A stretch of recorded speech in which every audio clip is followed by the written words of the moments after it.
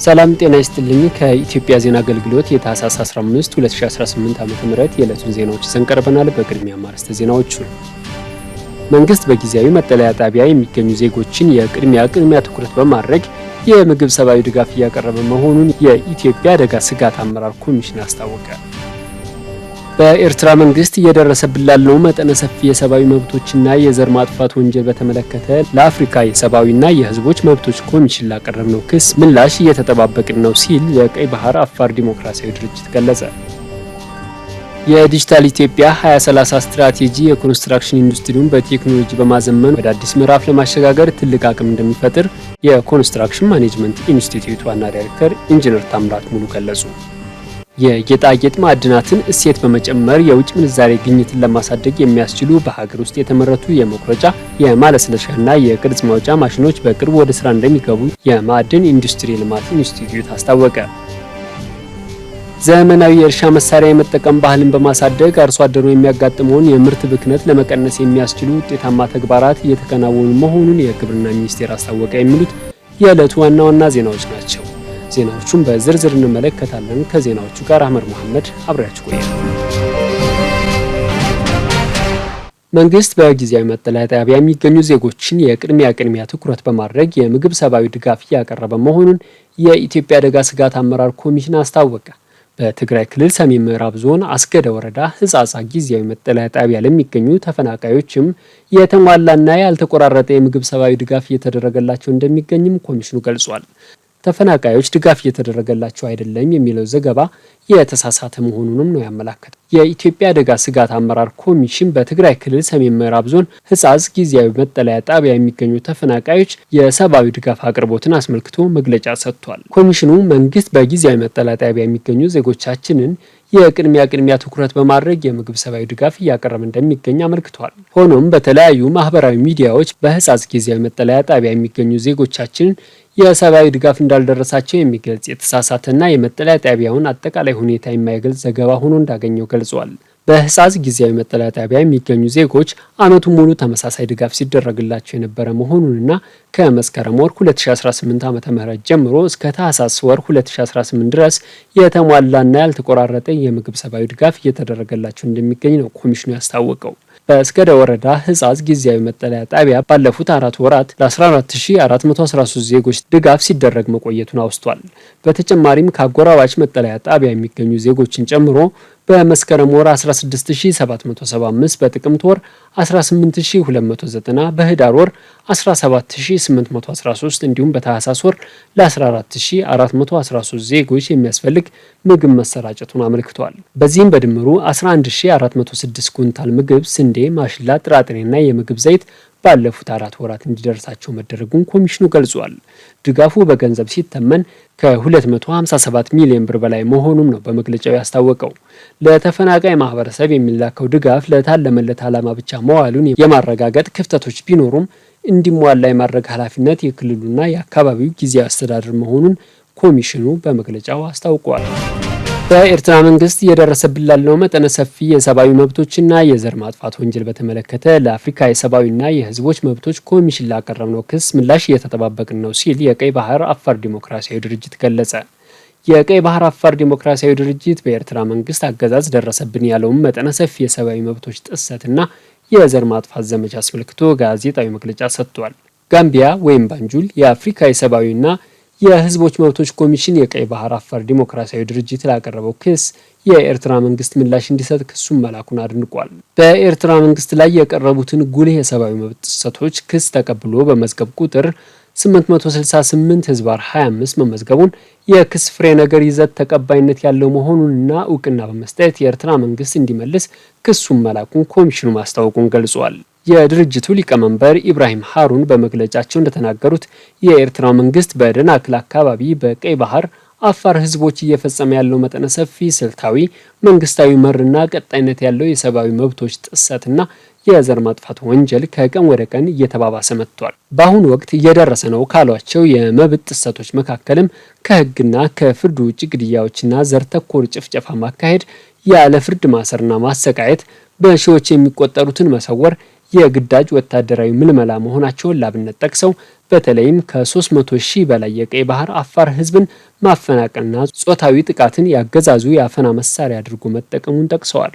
በተጨማሪም ከሀገሪቷ ፖለቲካዊ አስተዳደር ማግለል፣ የቀይ ባህር አፋር ህዝብን ማንነትና ባህል ማጥፋትና ኢኮኖሚያዊ መብቶችን መጣስ ተጠቃሽ መሆናቸውን ተናግረዋል። በዚህም ድርጅቱ የአፍሪካ የሰብአዊና የህዝቦች መብቶች ኮሚሽን ከ1993 ጀምሮ በኤርትራ መንግስት እየደረሰባቸው ያለውን የሰብአዊ መብቶች ጥሰት ክስ ማቅረባቸውን ገልጸዋል። እንደ አውሮፓውያን አቆጣጠር ጁን 4 2025 በ122 ገጽ የተደራጀ ክስ ማስገባታቸውን ጠቁመው ኮሚሽኑ የኤርትራ መንግስት በ60 ቀናት ውስጥ ምላሽ እንዲሰጥ ክሱን መላኩን እንደገለጸላቸው ጠቁመዋል። ለክሱም ከተጠቀሙት ማስረጃዎች መካከል በድርጅቱ የተከናወነ የሰብአዊ መብት ምርመራ ግኝት፣ በተባበሩት መንግስታትና በአፍሪካ የሰብአዊና ህዝቦች መብቶች በኤርትራ ላይ የተደረጉ ምርመራዎች፣ ግኝቶችና ማስረጃዎች፣ የመብት ጥሰት የደረሰባቸው የቀይ ባህር አፋር ተጎጂ ወገኖች እንዲሁም በዓለም አቀፍ የሰብአዊ መብት ድርጅቶች የተገኙ የሰብአዊ መብት ምርመራዎችን መቅረቡን ተናግረዋል።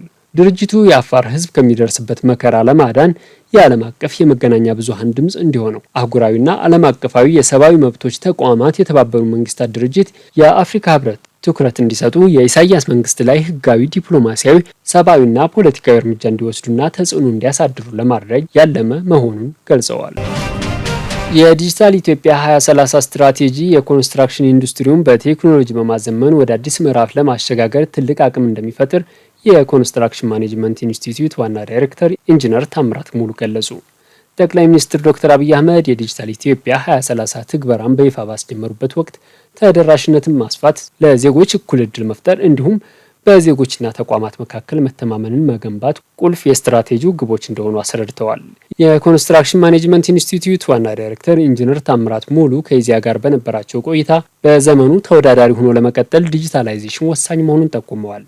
የዲጂታል ኢትዮጵያ 2030 ስትራቴጂ ለኮንስትራክሽን ኢንዱስትሪ ትልቅ ዕድል ይዞ መምጣቱን በማንሳት ለዘርፉ የላቀ ሽግግር ትልቅ አቅም እንደሚፈጥር ገልጸዋል። ኢንስቲትዩቱ በቢም ቴክኖሎጂ የጀመረውን የዲጂታል ቴክኖሎጂ ትግበራ በቁጥጥር ስራዎች፣ በጥራት ማረጋገጫና በሌሎችም የስራ ሂደቶች ላይ የቴክኖሎጂ አጠቃቀምን አጠናክሮ ለመቀጠል ስትራቴጂው ወሳኝ መሆኑን ጠቁመዋል። የኮንስትራክሽን ኢንዱስትሪው ኢትዮጵያ የጀመረችው የዲጂታል ጉዞ ዋነኛ ተጠቃሚ ነው ያሉት ዋና ዳይሬክተሩ የዲጂታል 2030 ስትራቴጂም ኢንዱስትሪውን በዓለም አቀፍ ደረጃ ተወዳዳሪ እንደሚያደርግ ጠቁመዋል። በአዲስ አበባ ሳይንስና ቴክኖሎጂ ዩኒቨርሲቲ መምህርና ተመራማሪ የሆኑት ዶክተር ዮሐንስ ረጋሳ የግንባታ ዘርፉ ከባህላዊ አሰራር ወጥቶ ወደ ዲጂታል እያደረገ ላለው ሽግግር ስኬታማነት የዲጂታል 2030 ስትራቴጂ ወሳኝ መሆኑን ገልጸዋል። በኢትዮጵያ ያለውን የቤት ፍላጎትና አቅርቦት አለመመጣጠንን በዘላቂነት ለመፍታት በየአካባቢው የሚገኙ ግብዓቶችን በመጠቀም ቤቶችን በቀላሉ ለመገንባት የስሪዲ ኮንስትራክሽን ቴክኖሎጂ ወሳኝ ነው ብለዋል። በሀገሪቱ ተግባራዊ መሆን ከጀመረው የዲጂታል ኢትዮጵያ 2030 ስትራቴጂ ግቦች ጋር የሚጣጣም መሆኑም ለኮንስትራክሽን ኢንዱስትሪው መዘመን ትልቅ ሚና ይኖረዋል ነው ያሉት። የጌጣጌጥ ማዕድናትን እሴት በመጨመር የውጭ ምንዛሬ ግኝትን ለማሳደግ የሚያስችሉ በሀገር ውስጥ የተመረቱ የመቁረጫ የማለስለሻና የቅርጽ ማውጫ ማሽኖች በቅርቡ ወደ ስራ እንደሚገቡ የማዕድን ኢንዱስትሪ ልማት ኢንስቲትዩት አስታወቀ።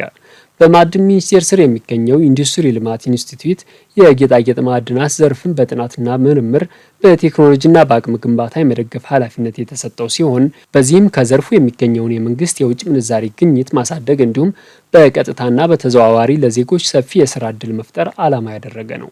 የኢንስቲትዩቱ የአርቴዝናል እና ጌጣጌጥ ማዕድን ልማት ምርምር መሪ ስራ አስፈጻሚ ዶክተር ጌራ ተጫነ እንደገለጹት ሀገሪቱ ልዩ ልዩ የጌጣጌጥ ማዕድናት ቢኖራትም እስካሁን የሚፈለገውን ያህል ገቢ ማግኘት አልተቻለም።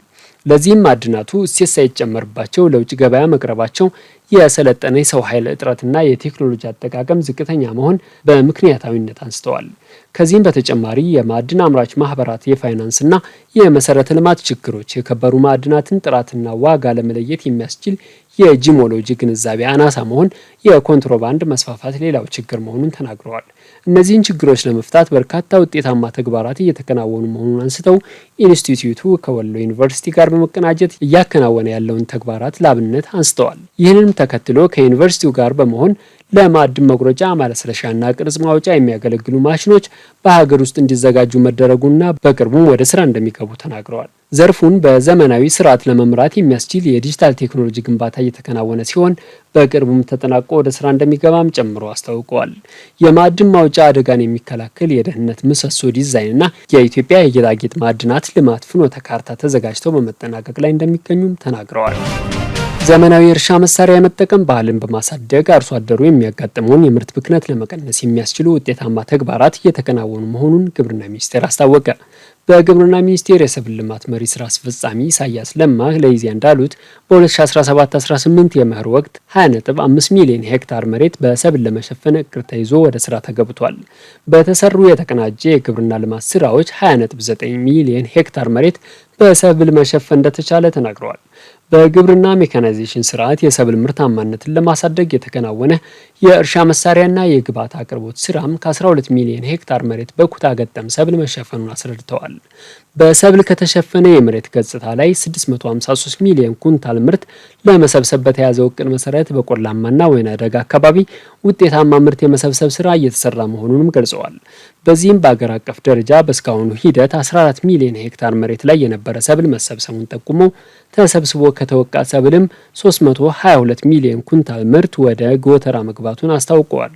ኮምባይነር ዘመናዊ የእርሻ መሳሪያ የመጠቀም ባህል በማሳደግ አርሶ አደሩ የሚያጋጥመውን የምርት ብክነት ለመቀነስ ከአጨዳ እስከ ጎተራ ድረስ ውጤታማ ስራ እየተሰራ መሆኑንም ገልጸዋል። አርሶ አደሩ የሰበሰበው ሰብል ጉዳት እንዳይደርስበት በፕላስቲክ ማዳበሪያ፣ የብረት ጎተራና ዘመናዊ ምርት ማከማቻ መጋዘን እንዲጠቀም እየተደረገ እንደሚገኝም ተናግረዋል። በቀጣይም አርሶ አደሩ በቀሪ ሰብል የመሰብሰቢያ የመኸር ወራት የደረሱ ሰብሎችን በአግባቡ መሰብሰብ የምርት ብክነትን መቀነስ እንደሚያስፈልግ መልእክት አስተላልፈዋል። በኦሮሚያ ክልል ሰሜን ሸዋ ዞን አርሶ አደሮችን በሜካናይዜሽን የእርሻ ስርዓት በሰብል የተሸፈነ ማሳቸውን በዘመናዊ ግብርና ማሽነሪ በመታገዝ ምርታቸውን የመሰብሰብ ስራ እያከናወኑ እንደሚገኝ ገልጸዋል። አርሶ አደሮቹ ከባህላዊ አስተራረስ ዘዴ ወደ ዘመናዊ ግብርና ማሽነሪ የመጠቀም ባህል የተደረገው ሽግግር በሰብል ምርታማነታቸው ላይ ከፍተኛ መሻሻል እያስመዘገቡ መሆናቸውንም ተናግረዋል። የተከበራችሁ አድማጭ ተመልካቾቻችን የታህሳስ 15 2018 ዓ.ም የዕለቱ ዜናዎች እነዚህን ይመስሉ ነበር። ከዜናዎቹ ጋር አህመድ መሐመድ አብራችሁ ቆይቻለሁ። መልካም ጊዜ